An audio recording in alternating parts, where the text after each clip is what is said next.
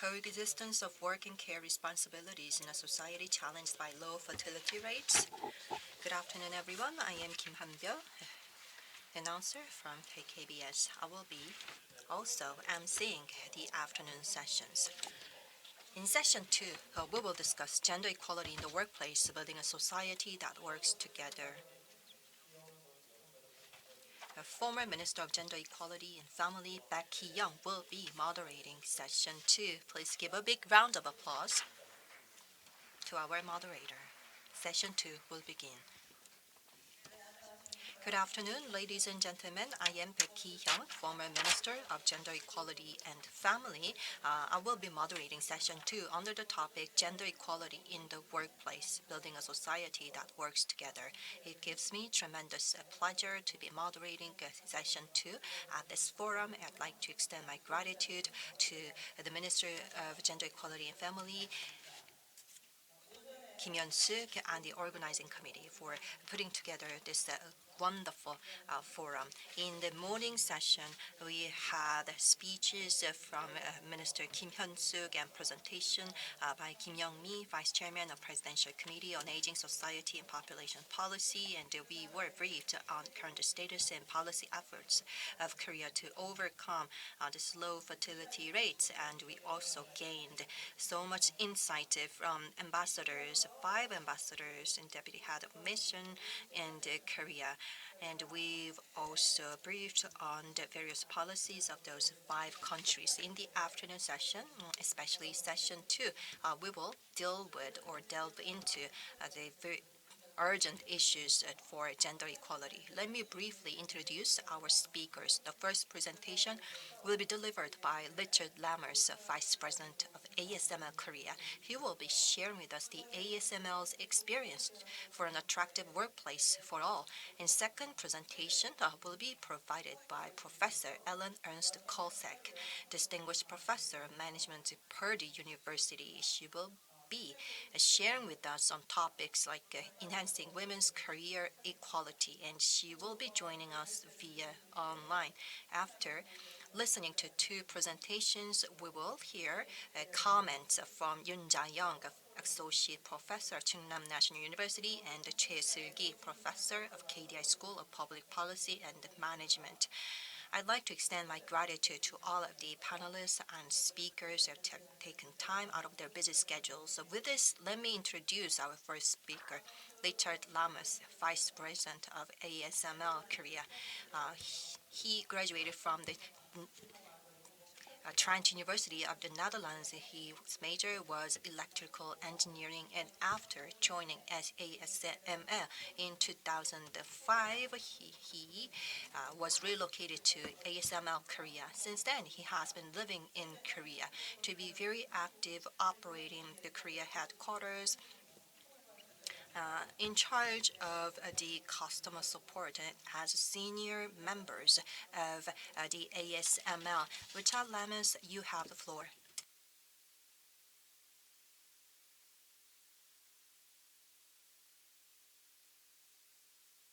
Everybody. Thank you first of all for inviting me to this Korea Gender Equality Forum. It's an honor and a pleasure to be here and to share with you what not only governments are doing, like in the morning a lot of the governments from different places shared with you what are they doing, what are their best practices. I will share with you what a company like ASML is doing for diversity and inclusion.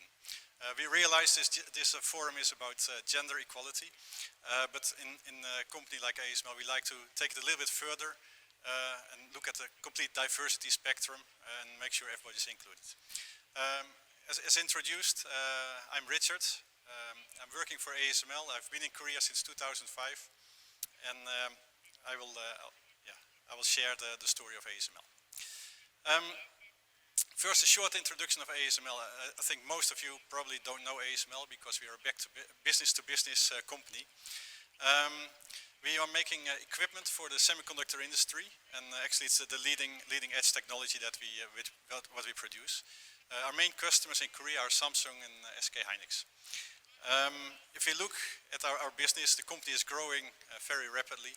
In last year we did a 21 billion euro revenue, which is about I think 30 Samship tro, and so it's a lot of money. We continue to grow the company, and Korea is about 30% of our business. If we look at the company, we are a high-tech company, fast-growing company, and so is our workforce. If you look at the numbers, we are represented in 16 countries. We are very young. More than 60% of our employees is less than 5 years with the company. Also age-wise, we are very young. The number of females in the company is maybe a little bit low to, let's say, the general standards. We have 19% of females in the company, but we have to keep in mind we are a high-tech engineering company. So it's actually, I think it's not too bad, but we'll get back to that, what we do to increase that. We are very diverse in terms of nationalities. We have 141 different nationalities in the company, and we have a highly educated workforce, and the majority of our employees have a bachelor, master, or PhD degree. We are headquartered in the Netherlands, so we are a Dutch company, and I will get back to that in the course of this presentation, what actually this means. We also have a presence in the United States, and of course in Asia we also have a lot of presence. If you look at ASML in Korea, we are kind of a mirror of the bigger company. We are a fast-growing company. We have 2,100 employees at the moment, and 80% is less than 40 years old. So the population in the company is very, very young.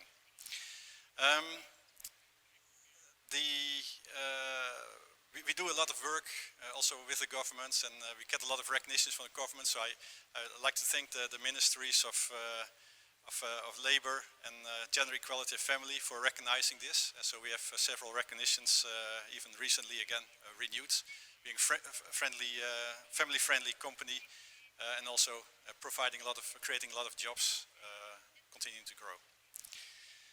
If we look at ASML Korea, 16% of our population is female, and one of the things is you can see in the left bottom. 11% is in the customer support department, so my team, which is doing the service at our customers in the factories of the customers. And since that's the majority of the workforce, and the number is a little bit lower than the average of the worldwide company. However, if we look at the management team of ASML in Korea, we can see that 50% of our management team is female. So I think that's a very great example, and we are great role models for our company, and probably for our industry. And the high-tech industry typically is dominated by men.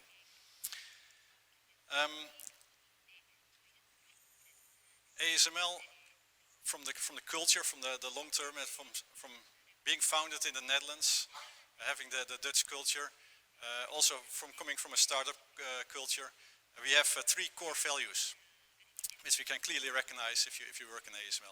The first one is challenge. We like to have the debate. It's not one person says we have to go left, everybody goes left. We have the debate, and that's why diversity is very important, because we need to have different opinions to come to the right conclusion, to the right result. The second one is collaborate. What we do is close to impossible. So we need to have all the bright minds sitting together to work out the problems, to make the advancements in technology. The third one is care. We really believe that we are very successful because of our people. So we also want to care about our people. We want to make sure that everybody can have a career, everybody feels included, everybody feels safe in the working environment. So very important principle for ASML. So these 3 values, what we call the 3 C's, is basically describing the culture in ASML. ASML made a diversity and inclusion statement to really write down what do we stand for, what do we want to do. And as mentioned, we recognize that our success is due to our unique and diverse teams. And we need to have a safe and inclusive environment for our colleagues and the wider community, so everybody feels valued, respected, and can fully contribute. And we believe that with this, we get the best out of the company. And so diversity is not just for, we need to meet a number because we get the pressure. But we really believe that having diverse teams, which are very, very inclusive, will lead to the best technical results and to the best business results. Like many companies, we did something in the past. It was kind of bottom up, and thanks to our, I think, Dutch and startup culture, we have been quite inclusive already, looking for diversity, accepting people who are different. But since 2021, we really start to think, and we get the pressure from the shareholders, the stakeholders, the governments, and to be more specific on what do we do about diversity and inclusivity. So since then, we have been building the foundation of our roadmap. First, we start to define the high-level goals. What as a company we really want to achieve with the diversity and inclusion. We are making the roadmap and we start to execute the roadmap, and we hope by 2025 it's fully embedded everywhere in the company. So not only bottom up in a natural way, but also in a very orchestrated way. And these are some of these the targets we wrote down, where we are and what we want to achieve. And this is specifically to gender. And what we see, we have been more focusing on onboarding more females. We used to onboard like 20-21%. Last year we onboarded 24% of our new employees were females. The target in 24 is to go to 26%. And again, we have to keep in mind we are a high-tech company, so there are some limitations in the female students that come out of the technical studies in the universities, for example. Also, we are focusing on bringing more females into the higher management, senior management positions. This number is the people who newly joined senior management. So in 2021, 12% of the females entered senior management positions, but last year already 29%. And so we see that focusing is paying off is getting the results. And then, of course, this inflow will result in the end in a higher number of females in the senior management positions overall. Not only the inflow, but the total number of senior management positions. And we see that's steadily increasing as well. We went from 8% to 10%, and our target is to be at 12% by the end of next year. Then we benchmarked in the industry, and we want to achieve be at the 75% of the best performing companies for diversity and inclusion related to gender. And we're making progress there. We actually are ahead of our target. And why is it also very important to think about this? The society is not standing still. There's many changes in society as in the world, but also in Korea. We discussed over lunch as well. We had COVID, and we saw that COVID changed how people are working, what people think is important. Mental health is becoming more an open topic to discuss.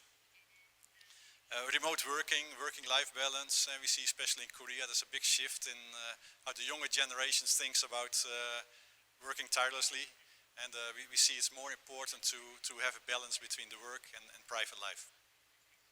Then we have differentiation and polarization, and we see ethnicity, the sexuality, not only from inside the company, but we get the pressure from everywhere that we need to focus on that. We need to do something as a company to improve there. And there's, of course, the last one is competition of talent, which in the end is impacted by all of the above. And we see there's not enough people, not enough talent in the market for what we need. And so we need to make sure the people we have, we develop, we attract the right people by having a very clear policy on diversity. In ASML, the diversity and inclusion is part of the ESG strategy and the environment, social, and governance strategy. And it's linked with our people strategy. And on the right-hand side, you see the people strategy. In ASML, we want to inspire a unified culture, provide the best possible employee experience, and enable our leadership to bring the best out of our people. And if you read this again, for us it's very important to stimulate people to grow, to make sure we care about them, care about their career, and to get the best out of them. If we zoom in on the ESG a little bit, there's two specific topics which touch the diversity and inclusion. One is we want to also be a valued partner in our communities through education development, regional community interaction, but also attractive workplace for all. We want to make sure that people are safe and well, with the diversity, the leadership, attraction and retention, purpose, culture, and values. We believe it's difficult to find the good people. So we need to make sure once we find the good people that we retain them and develop them so we get the maximum out of them. Then some of the things we do in Korea is a bottom-up initiative as well to make sure the workplace is great. We call it a great workplace to work, GPTW.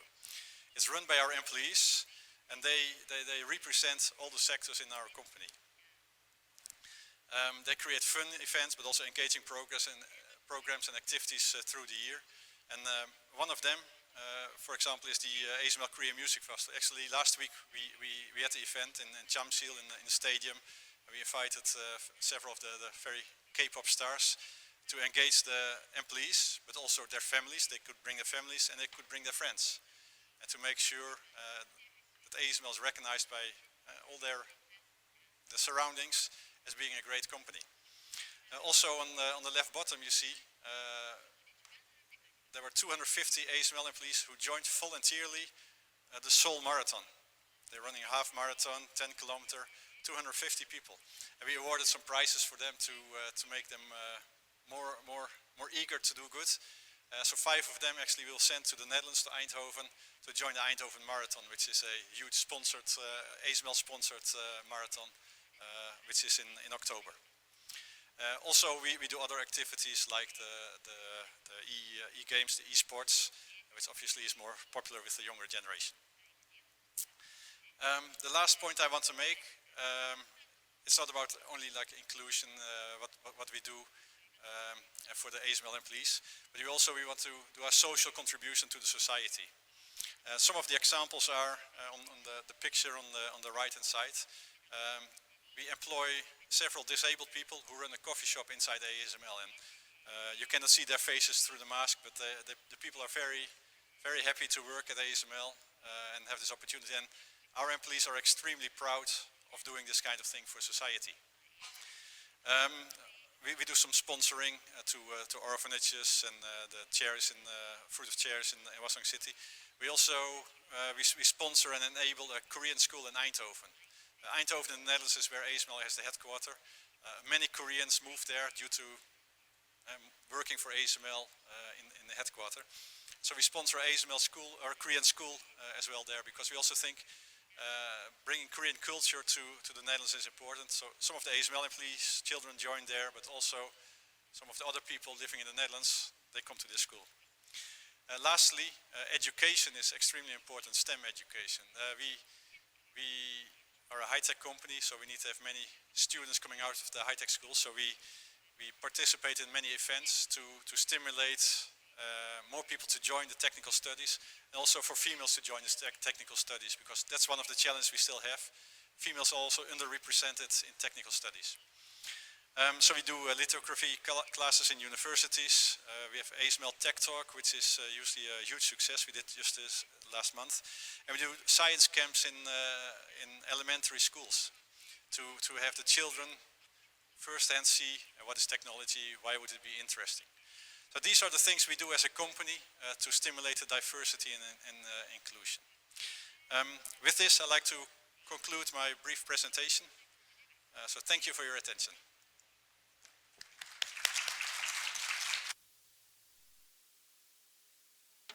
Well, thank you so much. That was a presentation by Richard Lammers, Vice President of ASML Korea. We were able to learn the best practices and very impressive practices of ASML. ASML seems like the best workplace for all people. We will have discussions after all of the 2 presentations are over. So I'd like to play the video by Professor Ernst Kossek. Ernst Kossek is a distinguished professor of management of Purdue University. She got her doctoral degree from Yale University. Her major of research is the leadership development. has been awarded for her research and works. She is the first president of Work, Family, and Network. We will watch the video for her presentation, and she is also joining us online via Zoom, and she will be with us during the Q&A and the discussion sessions. Her presentation is about enhancing women's career equality, integrating inclusion, bias, and work-life strategies toward more flexible organizations. At the Korean Gender Equality Forum, and today we're going to talk about enhancing women's career equality and the need to integrate inclusion, bias, and work-life strategies. And since the pandemic, we've learned a lot about flexibility. We've had flexible work practices around for a long time. But I'm a professor in the United States at Purdue University, the Mitchell E. Daniels School of Business, and I was the first elected president of the Work Family Researchers Network. And I've been looking at how we can improve implementation of these policies. So gender integration has been a challenge and a positive that many societies have, including Korea, the United States, and around the globe. Yet we still are managing bias and how to ensure longevity of careers and equal careers. And work life and work family demands is one aspect of this. And now as we enter low birth rate economies, we have long-term economic concerns if people are not having families, as that will affect bankrupting social service programs for pensions and caregiving payments. As we have an aging elderly workforce, there will not be enough young workers to support care for the aging, and there will be not enough young workers to replace the labor force for economic growth. This is a serious consequence for society. So I want to just talk briefly about flexibility and interventions, and then talk about the need for strategies. Working in this area for many decades. This is when I was a doctoral student at Yale University, and even then there were not leave policies. I had a child my 4th year of graduate school, and professors didn't have them, let alone doctoral students. And even today, we have problems if these policies are on paper for people being able to use family care policies, and the same for elder care at the end of life, or as we know from the pandemic, people have many mental health concerns for themselves or their families, and it's difficult to take time off from work. So we know that we've had challenges with gender equality for years, and in high-tech backgrounds such as STEM, even when women have same degrees, they're more likely to turn over. So we have a company today talking about semiconductor in a firm. And so once you hire people, that's a first step, but you want people to advance and affect your leadership of the organization.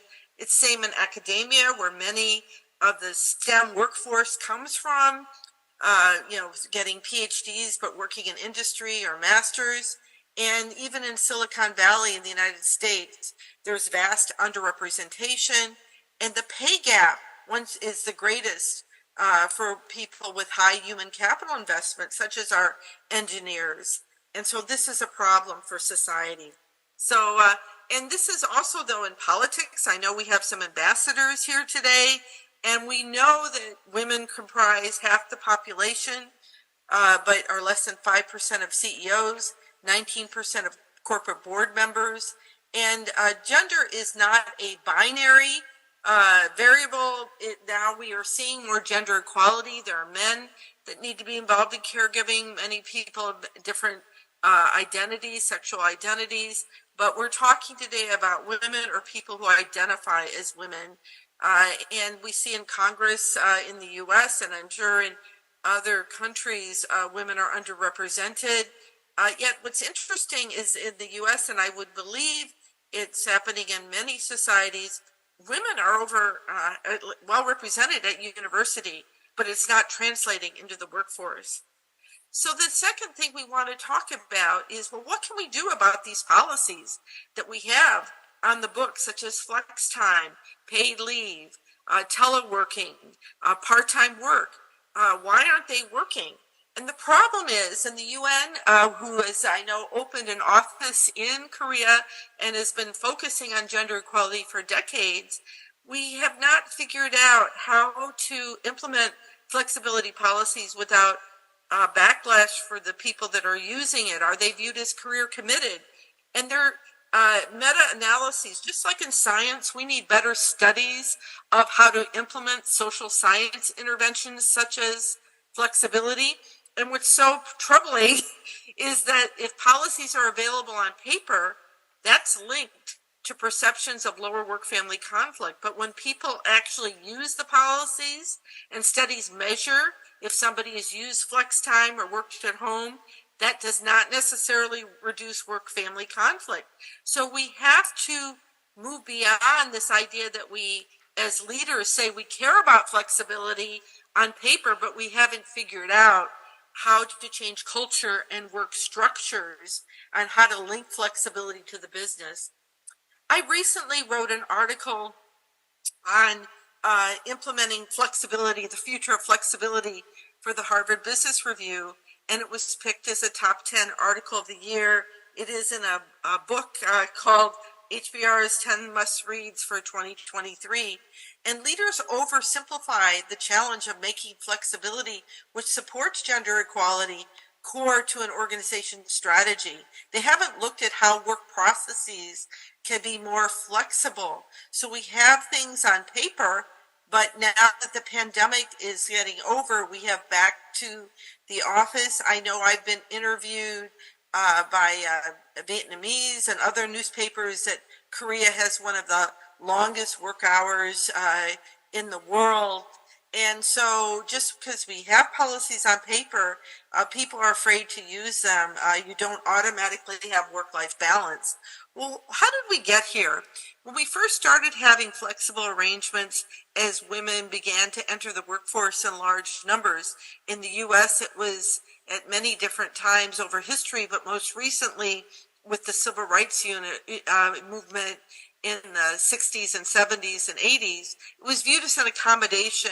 If someone was talented, companies would say, we will let you have flexibility, but and we want to keep you, but you're not going to rise to leadership. There's some career stigma to working in different ways.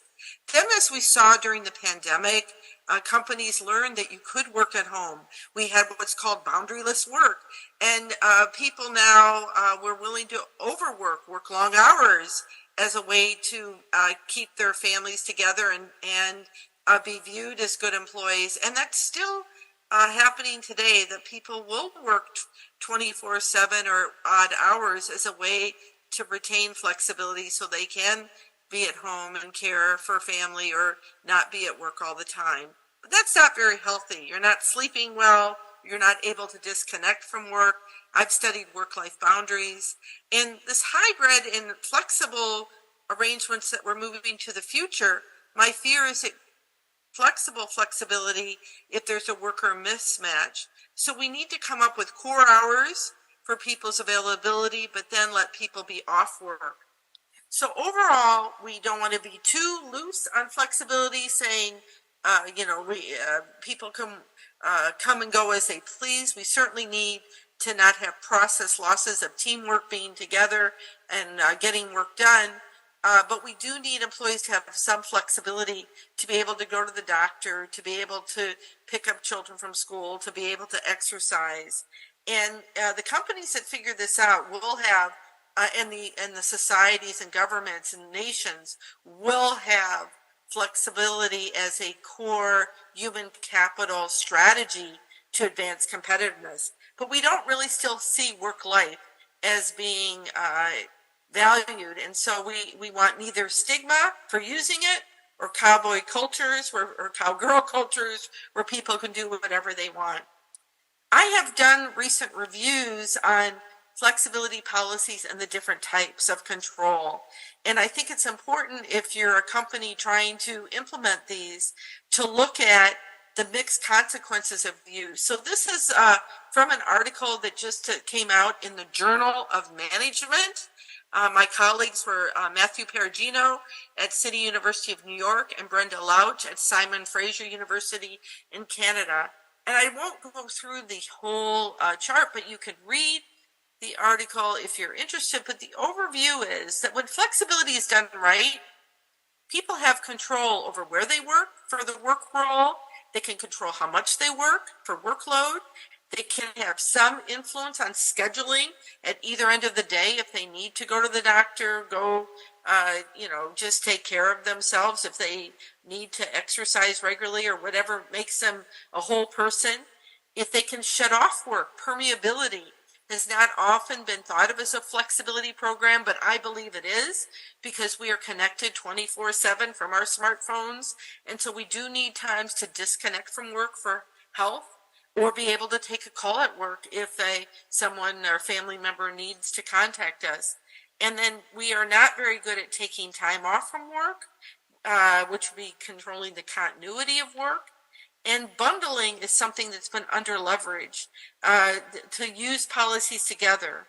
So for example, when you work from home part of the day or one day a week, you also have not only work location control, but you might have more schedule control because you've shortened your commute and you're able to combine some family tasks.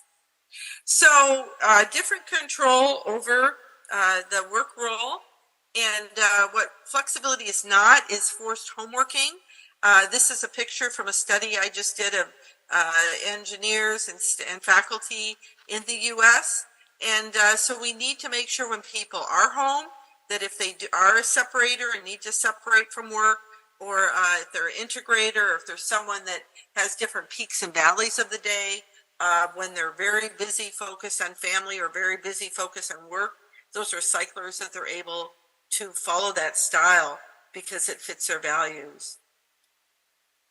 So the fourth theme, as we think about flexibility as control over different styles to fit your needs and identities, is we need to look at how its use affects different workers and how it's a rising form of inequality. We saw, for example, that essential workers such as nurses and people, groceries, policemen, could not telework. And so we need to have some form of flexibility for manufacturing and frontline workers and people doing care and healthcare. And we also need to look at, for women in particular who are in many of these jobs are overrepresented, that it's a basic right and that it helps them with career well-being and equality. So I worked with Isa Villamore, who was a doctoral student in the United States, and now she's working in Spain at ESA, and Sharon Hill at George Washington University. And we looked at virtuality at work and how it's a double-edged sword for women. And we need to really think about in companies not just focusing on only the positives and only the negatives of flexibility, but if we are going to lead to positive implementation, we have to look at how to make flexibility give these positives of job access in the case of telework, for example, reduction of turnover we know happens when people have flexible arrangements that fit their needs, but we also need to make sure that it enables a good work-life balance and combining family or personal needs with work. But then we need to countervail what we know some of the downsides of flexibility if women are only the heaviest users. So you can have good person environment fit, but you may then end up trying to multitask and do your family role while you're doing your job, which will lead to more stress. We know that sometimes you might be viewed as less career promotable and get less pay if you're using flexibility for family needs. We know companies like it when you use flexibility to do what's called as overwork, working all the time. So we need interventions to change the corporate culture. And the first is to give boundary control, which is something that I've studied, where people can feel in control of the boundaries as they manage work and personal life. And I do have a book I wrote a long time ago for Wharton School Publishing on CEO of me with different boundary management styles, creating a life that works in the flexible job age. I believe it was translated into kanji. And what we found in that book is that it's not so, in our study, it's not so much that you're integrating or separating work and family roles if you're looking at your smartphone for well-being, but what matters is if you're aligning roles that fit your identity and needs and you're in control. So I identify different styles of people, and I think that these different styles of integrators, separators, work firsters, that people focus on work and always let it interrupt personal life, or family firsters, focus more on the family role but not so much on the work role, that at any work team we have these different roles and styles. And I think as you're implementing telework, more flexibility, it is good for teams to look at these different styles and figure out how to align these informal preferences with the formal flexibility. So I've been doing training in that area for work teams, and that would be one intervention to match flexible work arrangements and styles.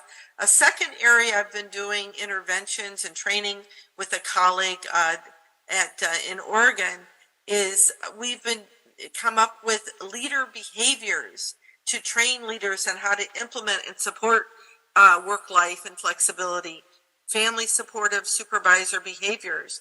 We find there's a 50% gap between how much leaders think they're supportive and workers. 100% of leaders will rate themselves as being very supportive of work-life balance, but only half of their subordinates feel that way. So we do training for leaders in about a 45-minute training exercise online or in workshops, and then have managers set goals for 4 types of behaviors. One is emotional support. We found that leaders aren't even saying hello in the morning to workers, and how are employees going to tell you that they have a need for flexibility if you're not even talking with your leader. Instrumental support and helping people use the policies that you have.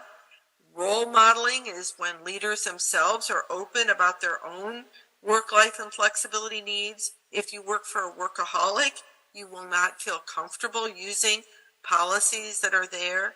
And something called creative work-life management, which is coming up with win-win solutions. Companies tend to think of work-life as something that gets in the way of productivity, but we've come up with ways for organizations to do cross-training or looking at how to be more flexible in a way that doesn't burn out people, but helps the company retain people and meet business goals and well-being goals at the same time. So in this slide, I define each of these behaviors and that companies can do: increasing face-to-face contact, showing general concern for emotional support, helping people with schedule needs. Work schedules, I think, are something that we really need to look at and manage well. In 4-10 work weeks, and some of the solutions can be helpful, but that sometimes that can also burn out people on those long days. And then the role modeling, showing people that you're caring for yourself, and then being more knowledgeable and helping about flexibility as a group or cultural availability and how we work rather than a one-off deal. It needs to be more of a team intervention where people see it as part of their job and backing each other up. The next theme I wanted to talk about is this idea of flexibility in work-life programs being a nested phenomenon. Now, this looks like a very technical chart. It came out of the Work Family Health Network, but basically we focus just on the employee a lot in our work-life policies, and we need to focus more on the supervisor and work group level that creates the culture of flexibility. We need to look at different work sites and work units. What's the culture in our function? Because that sets messages cascading down to the workers and the managers about what really counts.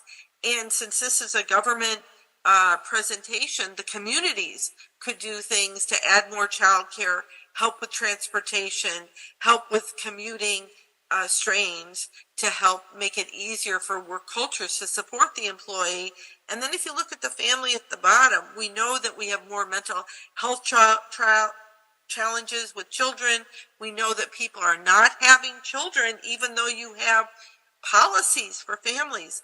We need to have these cultural changes and intervene, not just at the employee level, but at the work group or the organization or family levels, and look at these nested dynamics if we are going to foster diversity and inclusion. So the last themes I'm going to go through fairly quickly on work life and gender and inclusion. But what's interesting is we're giving more attention than ever to flexibility and gender, but we really have uneven take-up, and a lot of changing organizations and societies for gender equality involves gender egalitarianism, for men to have equal take-up, and also providing added supports to change the narratives on why we should support work life and why we should do more interventions to help people. So one of the things that I think is helpful as you have your diversity and inclusion initiatives, work family initiatives are not very well integrated into our DEI initiatives, and we need to integrate this issue of not marginalizing people with family and work life needs, with career stages that we're trying to advance people over the life course. And we need to look at career equality as a gender support to remove bias, work-life support, and also supporting the values and needs of women and men who also are becoming more gender equal in their values. I do think the next generation is more interested in gender equality, that regardless of your work-life needs, you have equal access to career opportunities. Do you experience equal work and non-work outcomes on and off the job in terms of men and women, or wherever you are in the gender continuum, that you feel good about your job equally to others that have other identities, that you feel life and family satisfaction is a possibility. Basic things like home ownership and be able to have time to enjoy life. Your likelihood of experiencing bias may be more if you're a woman. You're more likely to get lower pay, have less pension when you retire because you've taken time out for family, have less access to stock equity. And then at the identity group level, who feels marginalized more in a society, and how do we move beyond patriarchal culture to have more gender egalitarian for individuals and groups.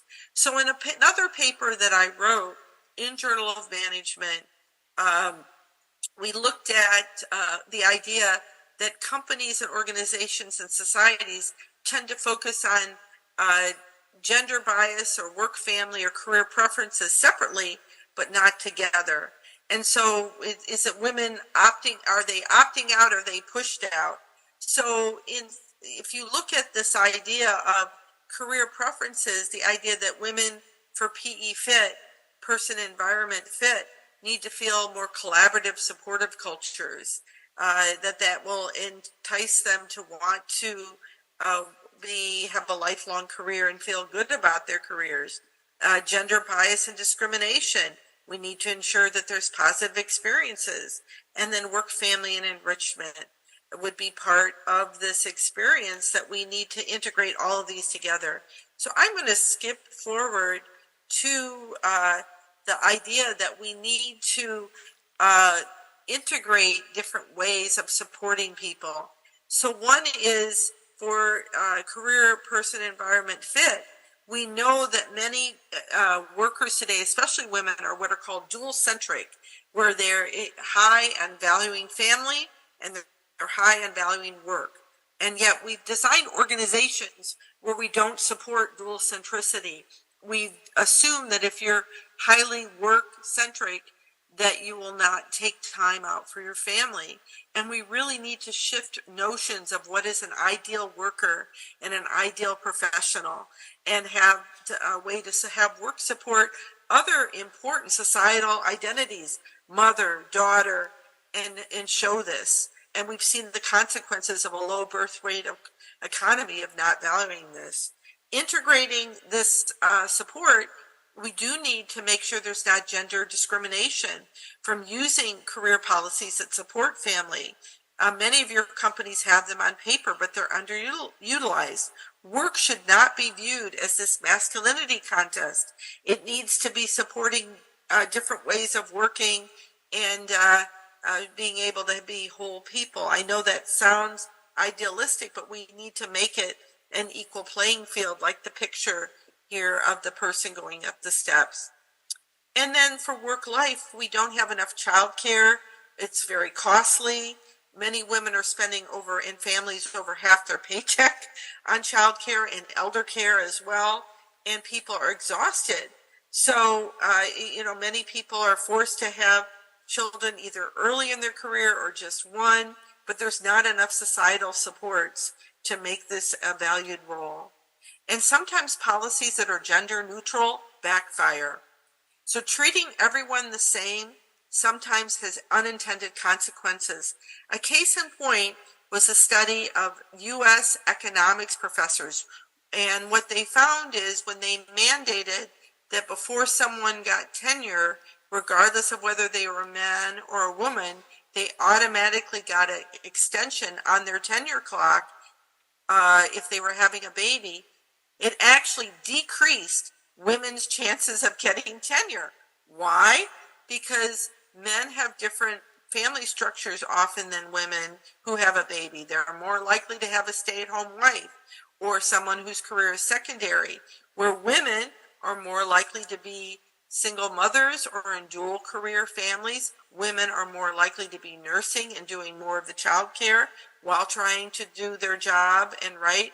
And women medically have gone through maternity and have health challenges. So sometimes treating everyone the same without supporting this can have unintended consequences. So a way to improve this policy is to have men assert that they are going to be involved in care at least half of the time, like they do in Sweden and many other countries for gender equality. And we know that there are wage gaps if women are taking off more time. Women suffer a child wage gap of 5% per child, and many people leave professions that are unfriendly. Lawsuits have spiked over decades, and I do think elder care is the next frontier. So I encourage you to think about ways to measure equality, equal job access to different careers, such as STEM, that are a way to advance, such as equal job participation, starting with children, not just teaching them technically about STEM, but helping women see career ambition as a lifelong career that's positive. And when women do take on different roles that aren't in roles, sometimes they're viewed less positively, less liked. And we need to look at what's called vertical and horizontal representation in organizations. So we need women represented at the top, all the way through, and horizontally, not just in certain functions. So as much as I love human resources and administration, if women aren't also represented in the sciences or other functions, such as finance and other areas, they are not going to rise to the top in companies. So, and we know that in organizations where women are underrepresented, they are less likely below to have worse outcomes and not be viewed as ideal. So there are many things we can measure at the individual and stage, and I'd like us to look at non-work well-being outcomes as much as work outcomes in measuring your health of your economy. And at organizations, here are some of these ways to operationalize these ideas of horizontal occupational representation across organization functions and vertically up the organization, and changing our narratives about overwork and who fits these ideal workers. And lastly, we do need to look at work-life support as a way to support gender inclusion. So I've operationalized ideas over the climate for gender inclusion at fairness of work practices, and that individuals feel that from flexibility to other pay and promotion practices, they are fair because they are linked together. If we just focus on work-family practices without looking at basic work practices, you're not going to have the change that you hope these family policies have. We need to be able to make workplaces a place where people are person, environment fit, that they feel their knowledge and skills are valued. And we need to have these networks and support where people do feel they belong and have psychological safety to focus on these needs. So we need to have interventions that address both work, family, bias, and values at the same time, role modeling people that have balanced lives, men and women, and ensuring men have equal take up for parental and elder care leave. So it is a form, work-life inclusion, of diversity inclusion. People should not feel they have to sacrifice personal life in order to succeed. People need to have supports to be able to thrive and combine work and non-work roles. Certainly leaders need to support this always on workplace is as a way to combat it, for allowing people to disconnect when they are not at work, but be able to have some personal needs dealt with when they are at work.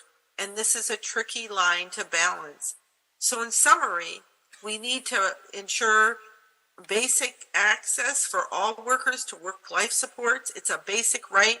Many societies are passing legislation, such as in Australia, in the UK and Canada, the right to request a flexible schedule. We need to mainstream flexibility to all jobs, not just privileged workers that have market power. We need to help organizations implement these policies fairly. We need to look at unique needs of workers, intersectionality, so women from different backgrounds, such as single mothers, might have unique needs compared to others, or women that are recent immigrants. This is where gender intersects with other forms of identity. This is not just an individual worker issue. It's not just an individual supervisor issue. It is an organization issue. It is a societal issue. We need to make this sustainable and care about work, family, and well-being as part of our business process and a healthy society. Thank you very much.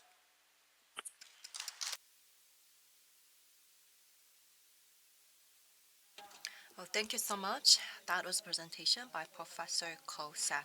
She talked about gender equality and work-life or work-family balance. These two can be mentioned as just a slogan or name of initiatives, but implementing them can be much more challenging.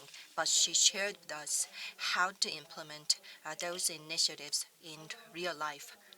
And she also gave us a very succinct and clear summary to tell us that this is not just an issue of individuals, employees, or supervisors. It should be dealt with by society as a whole. Now, let me introduce our two panelists before starting discussion. First panelist is Yoon Associate Professor of Chungnam National University. She received her doctoral degree of economics in Massachusetts University of the U.S., and she is right now she used to work on the minimum wage committee for labor relations, and she's working at different academic institutes to shed light on gender issues, including work-life balance and the caring labor provided by women. The second panelist is Seul-ki, professor of KDI School of Public Policy and Management. She got her doctoral degree of sociology at North Carolina University of the U.S., and she is right now professor of KDI School. She's the leader of the demographic policy Policy Institute, and she has published many research papers on this topic. We will first hear from Associate Professor Yoon, followed by Professor Seul-ki.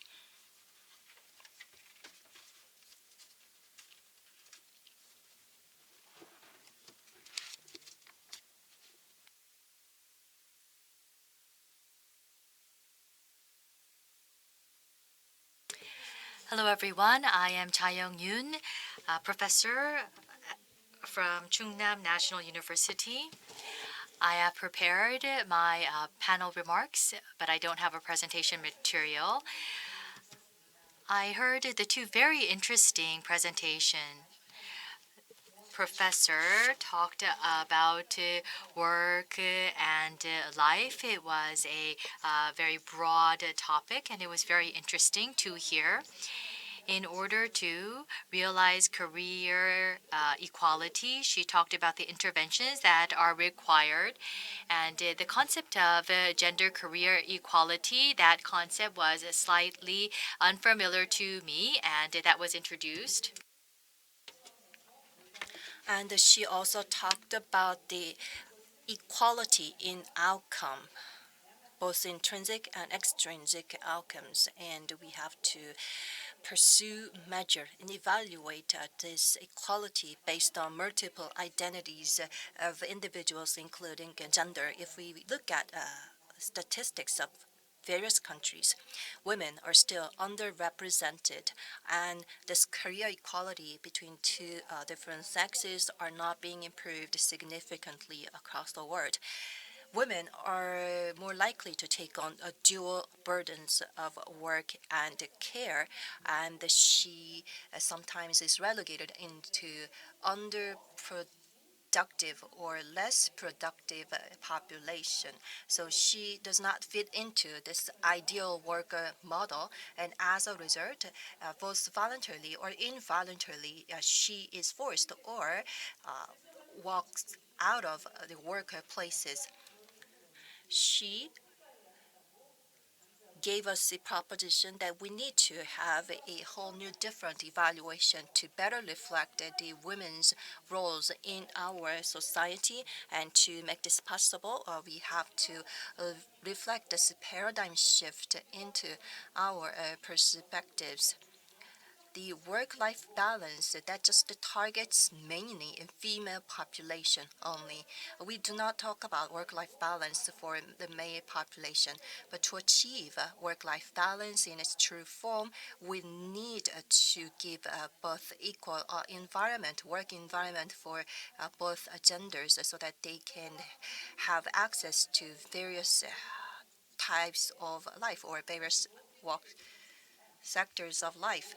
Even though we have extended the scope of beneficiary for our welfare programs and child care programs, the primary responsibility is still borne by women, and this has led to severe conflicts in the workplaces, and sometimes employers are reluctant to employ women compared to men. And only the work-life balance policies are implemented in the big businesses, and the smaller scale businesses or workplaces are less interested in implementing work-life balance policies. However, giving flexibility is really important to achieve work-life balance. Professor Kossek mentioned interesting points about this flexibility in work-life balance programs. In Korea, we are also witnessing an increased implementation of such flexibility programs, but they are not producing any actual improvement in real life. We have longer work hours, and we do not give enough or sufficient options to our workers when it comes to time and places to work. As Professor mentioned, flexibility in our workplaces is not translated into actual changes in daily life of our workers. To achieve the true work-life balance, we need to have more flexibility in our work-life balance programs. And to make this possible, there should be responsibility, compromise, and the trust between two different genders. The COVID pandemic period was gave opportunities for businesses to test such flexibility in their work programs. They provided telecommuting and they provided more options to workers so that they can choose their work hours and places. That was a very unexpected surprise, but let me continue. Flexibility can be double-edged sword to women. I agree with that statement. Usually, women were employed for part-time works to have more flexibility in work. So women had to exchange their career to have more flexibility in their work. Going forward, giving more flexibility will have huge impact in work-life balance in our businesses. Giving more control and enhancing productivity and giving options to workers to get disconnected from their workplaces. These will be very important issues in the future. I had an opportunity to have interviews with employees, and most of them wanted to have more progressive and open-minded supervisors so that they can have frank communications. Looking at the ASML case, we see that the mindset and commitment of the leadership in a company is extremely important. ASML Korea is pursuing inclusion and diversity across the company, and they are showing a high will toward this. They have a very close network of their employees, and I see that their organization and corporate culture enables horizontal and vertical discussions to take place. Professor Kossek, as she stressed, if there are pain points in work and life, it should be discussed, and we should find ways to have flexibility. And ASML, I believe, is a exemplary company that enables such communication. As I end my discussion, I want to ask questions to our two presenters. If we have time, I would like to hear the answers from the two speakers. So Kossek mentioned many points during her presentation. Our schools and our businesses, she had ample experience of working with Korean businesses and academic institute. So based on your experience of working with Korean stakeholders, where do you think Korea needs to make a breakthrough to enhance gender equality in workplaces? That is my question. Next question to the Vice President. Foreign companies working in Korea, I believe, are more advanced compared to Korean companies in inclusivity and diversity. What do you think leads to this difference? And as one working in a foreign company located in Korea, what are the core values and corporate organization and implementation strategies that are required by Korean companies in order to enhance diversity and inclusivity? So while you were speaking with those in Korean companies, what were some areas you felt that could lead to improvements? If there were any thoughts that you had during your interactions with Korean companies, I believe that will be very helpful for us. Thank you. Thank you very much, Professor Seul-ki. We will be next hearing from Professor Seul-ki, and then we will be entertaining questions from the floor. Professor Che? Hello, everyone. As was introduced, I am Seul-ki. A couple of days ago, I heard that there was the Korean music festival, and person that I know posted a SNS of that event. So it was a company event, yet it felt like it was a massive event with many K-pop stars, and so I actually knew about that even before I came here today. VP Ramis and Professor Kossek, through your presentations, there were some key points that really resonated with me. First of all, for VP ASML, its diversity and inclusion. In our society, the value of inclusion and diversity was stressed by the Vice President. Korean society, as we encountered demographic changes, we see an aging society, and there will be contraction in our population.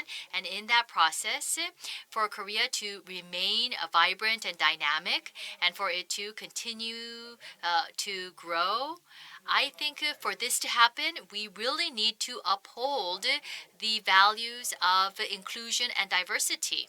That was a thought that I had even before. And while listening to your presentation, I felt that these values of inclusion and diversity is actually an important value in terms of our society and our issues.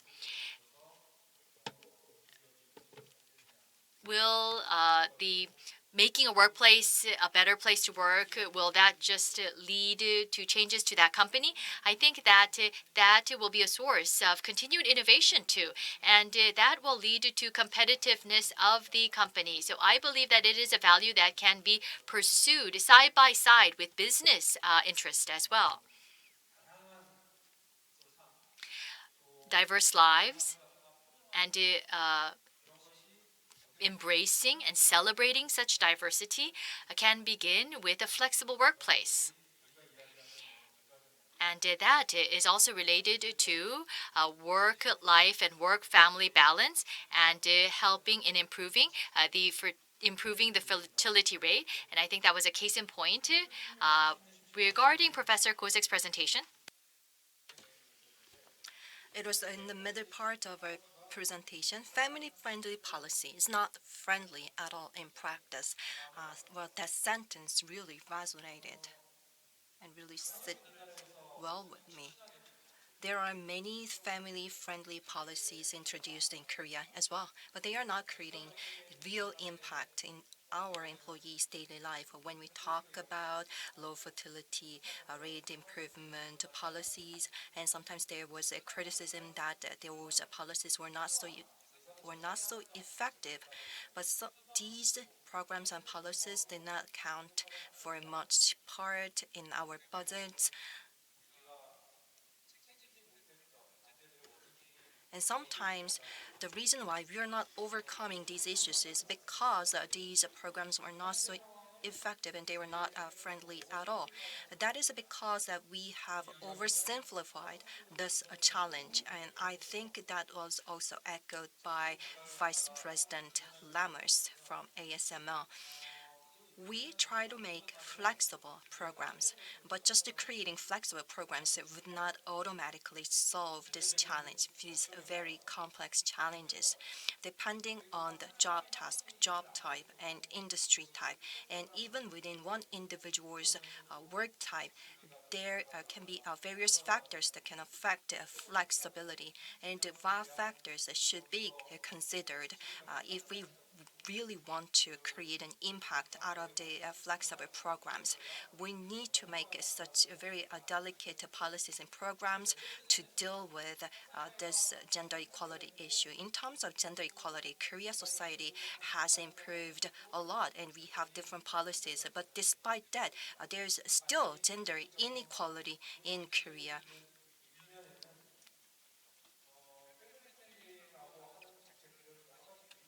We've introduced the so-called family-friendly policies and programs, but they are not creating a real impact.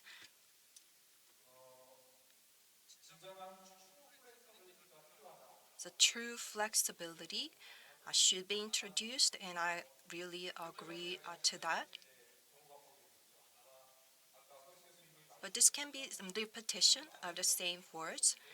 She delivered so many messages, so many important takeaway messages, and we need to consider all of these messages when we try to improve our policies. She also mentioned this concept of boundary control.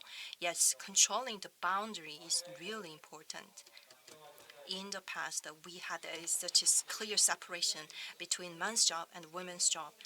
During those days, there was no problem in controlling the boundary, but society has changed. We are living in different times, and many people are experiencing blurred boundaries in their work and in their personal life. Therefore, boundary control is really important. Permeability, and sometimes the boundaries are blurred, so we had to do work in our homes and we had to take care of family affairs in our workplaces. And I think there are more cases of doing work at our homes after leaving our workplaces, and even in holidays or weekends, we had to receive the katok or social media messages, instant messages to take care of our work. So we are always on call and have to take care of emergencies, so-called emergencies in our workplaces. And this is creating another exhaustion to many workers. Of course, there are people who excel and they are hugely rewarded in workplaces, but those who cannot do that, they are at disadvantage and they are edged out to part-time jobs. This is another form of penalty for those who cannot just afford this blurred boundary between work and home. This is another factor that maintain and even increases the gender gap in our society. Therefore, flexibility, permeability. How should we define the concept of flexibility and permeability, and has to take those definitions into our policy development process so that we can make our family-friendly programs truly family-friendly. The managers and supervisors, they have to be truly family friendly. I also agree to that, and we have to make enabling a corporate environment where supervisors and managers can be really or can afford to be family friendly. And how to create such an enabling environment is another challenge for our society to take up. Well, thank you so much.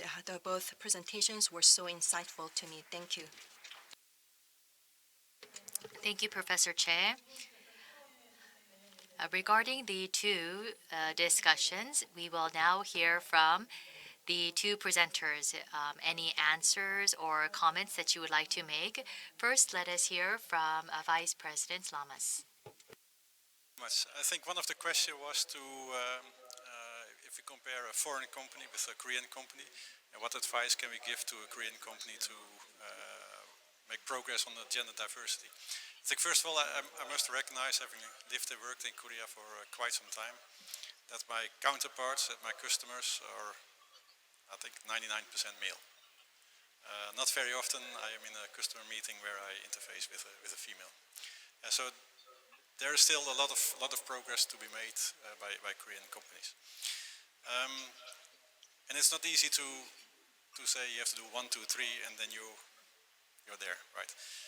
The culture of a company is extremely important, and I think still many of the Korean companies are quite traditional in how they operate. Many of them are still very top-down, very hierarchical. And as I explained, one of the reasons why in ASML I think we're quite successful on the diversity and inclusion is that we have a more open culture. And we can have the debate, we can have the challenge, and we care for each other. So working on the culture is very important. But it helps. Culture you don't change in a day. It takes many years, and even then you have to see how far you get. So also having the key performance indications, so basically the ambition of the top management defined and translated into key performance indications is very essential. If you don't put a target, by luck you will achieve maybe something or not. if you put a target, everybody in the company has to think, how can I achieve the target, what I have to do, and you review some of your processes, some of the things you do to make the progress. Also very important, I think that's the third point, is having role models in the company. So having females in the company who are successful, some of them maybe having successful family, having children, yet being able to continue their career after and their maternity leave. So the role models are also very important. Thank you. 예, 감사합니다. Thank you very much. Then we will go on to Professor Kossek. So you are up in the middle of night and for this forum, please say hello to the audience and please answer to the questions asked by our panelists. Hello, I hope you can hear me. I am talking to you from the Midwest in the United States. I'm sorry my presentation was kind of long as I listened to it, but I want to say that Vice President Lammers, ASML looks like an excellent company. I'm very impressed by the idea of a 50% leadership team. And that is excellent because that does cascade change below. And in regards to some of the questions, I do think culture change is where you have to start, and that's hard. But I think you're on the good way with having some exemplar companies like ASML. And I think people are, countries are competing for talent globally. So now people will want to work for Korean companies if they can view that life as a good working conditions. And improving gender equality is not as much as changing things, how women work, but it's really changing how men and women work together. And I do think that the next generation, when given the chance, will want to work in more balanced ways, but still have productivity. So it's being fully on at work when you're there and being able to have time for recovery. And I have, in fact, given talk a long time ago in the Netherlands for the Dutch government as well. And the Dutch have the highest part-time work rate for many women, or one of the highest in the world. And women are very happy in the Netherlands. And the problem in the Netherlands is that they want more women to work full-time. So I would love to hear Mr. Lammers talk about what he has seen across cultures. And I appreciated each professor's interesting comments. And what would be one practical step I would like to hear from the Korean participants of what you would like to see to begin in Korea? Thank you. 예, 감사합니다. Well, thank you so much. Now we had inputs from our two speakers that just shed light on the path that Korea should consider for the future. Now we will take up some of the questions asked by our audience. I will ask the questions that we have received from the participants. First, for VP Richard Lammers. I think this is a question from a student. ASML Korea management, it was very impressive that 50% are women. Looking at the employees, however, it's just 16% females. How can could the leadership or management be 50%? Is there a special program in order to nurture female talent into management? I think it's a very good question. If you go back to my presentation, I had a graph where we showed let's say the diversity journey from ASML, and on the left hand side it's basically what we had the bottom up based on culture and what we were doing. And I believe the fact that we have 50% of the management team in ASML Korea being female is more because of mindset and openness than of a specific program that we have been running in the last few years. And because it's a very simple calculation. If you have only 16% of the employees being female, the chance of having 50% ending up in management team is not very high. That's why we started to put programs in place. We started to put targets in place to increase the female ratio in management, and also increase the female ratio in senior management. And so, again, I think it's the result of just open mind, bottom-up type of culture, rather than a program, and that's why we start to put the programs in place. Thank you. 예, 감사합니다. Thank you very much.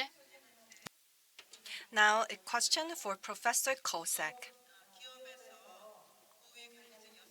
For senior positions in businesses for women are increasing.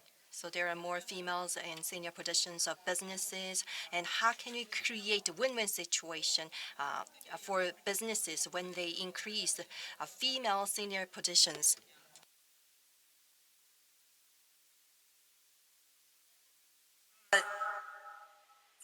There has been success in advancing women, but to succeed, most of the women that are in senior positions are in some ways acting like ideal workers of successful men. They've either had their children earlier in the career, are not married, or only had one child, or have stay at home or part-time or dual career support from their spouse.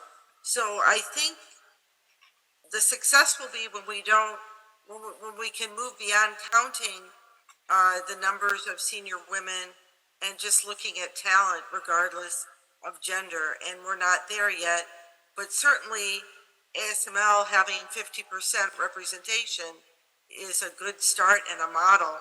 People will move beyond gender in that kind of leadership environment.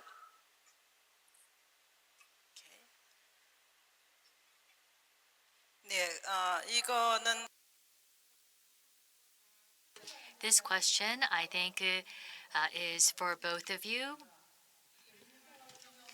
A work-life balance, for us to have that, it will require additional costs for companies. This might be considered an investment, but in the short term, it will be a cost burden.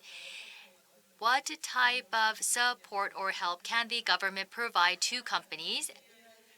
And we are now entering into an AI era, which will lead to a lot of change in our workplaces.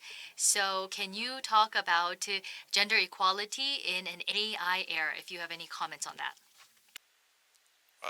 I'm not sure. First, going back to the part of the work-life balance of the question, I think there is a misperception that if you work longer hours, that you're more productive. I think, being Dutch, coming from the Netherlands, work-life balance has been very important for a long time in the Netherlands, and I think there's been many studies, but probably Professor can comment on that better, that actually the productivity increases if you have a good work-life balance, if you enjoy vacation every now and then. So I think having a balanced work-life, and for people it can be different. It's not, you cannot express it in number of hours or this, but have a good work-life balance is very important. And the question on AI, to be honest, I am not sure that how AI will help for the gender equality. Maybe it's not my expertise. Thank you. 감사합니다. 앨런? Thank you so much, Alan. Well, I'd like to address the cost question, and I think we have to look at child care and support for occupational health as infrastructure, and we cannot afford to not invest in this because we're seeing the cost of rising mental health challenges, we're seeing burnout, there are not going to be enough doctors in some of our, the challenging jobs that are face-to-face, where seeing doctors now being recruited across borders. The same will happen with workers in manufacturing, I suspect, if we don't figure out a way to support this. I did do a study for the Inspector General of the U.S. Postal Service. That is a frontline job, just like in a manufacturing plant. There are innovations the government can support or companies can support, such as having enough trained workers, which will be one of the challenges that a semiconductor firm would have. They need highly trained workers that can replace each other. But even in manufacturing, if you can support staffing levels where people can step in, support time of off from work, there's been talk in some countries, I'm not advocating it, of the 410 work week. I think there's long hours are a challenge, but the government could fund training for model programs. The government could have consultants to help companies implement policies. It could give awards and recognition like they're doing today to make this something that is valued in society. For AI, I don't have the questions yet on it, but I do think it is something that we at least want to look at in terms of the idea that AI often uses data from the past to come up with the content that's given, and I would hope that we can have ways to ensure that these new innovations on how to promote gender equality will be input in.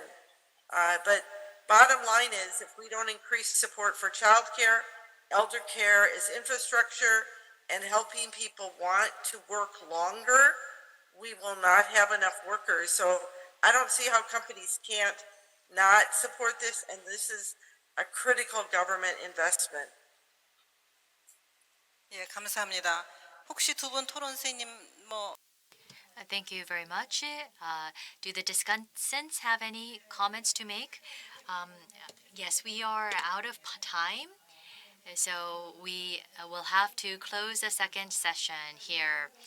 Ministry of Gender Equality and Family, as you know, works on various policies for gender equality and work family harmony.